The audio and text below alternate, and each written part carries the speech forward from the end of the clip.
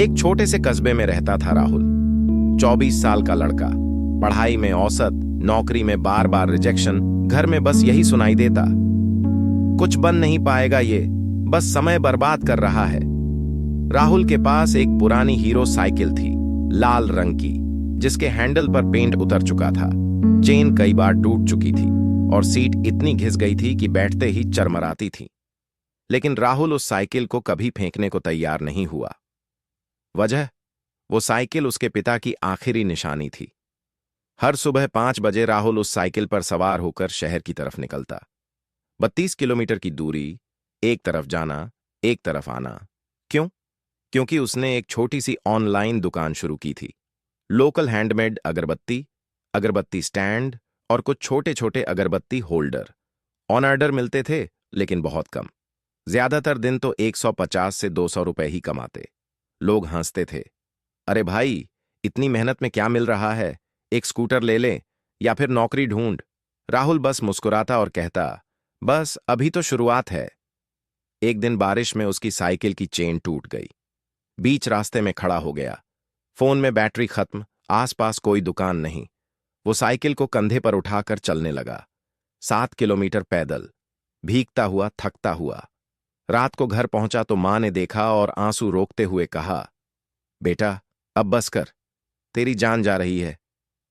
राहुल ने पहली बार थोड़ा हिचकिचाया, लेकिन अगले दिन सुबह फिर वही साइकिल निकाली। इस बार चेन को खुद ठीक किया, थोड़ा तेल डाला और निकल पड़ा। धीरे धीरे उसकी अगरबत्तियों की खुशबू इंस्टाग्राम पर फैलने लगी। एक लड़की ने रील बनाई, ये अगरबत्ती नहीं, घर की खुशबू है। वो रील वायरल हो गई। ऑर्डर आने शुरू हुए, 10 से 50, 50 से 200, फिर 500 से 600 रोज। लेकिन राहुल अभी भी उसी पुरानी साइकिल पर जाता था। एक दिन एक कस्टमर ने पूछा, भाई, इतना कमाते हो, नई बाइक क्यों नहीं ले लेते?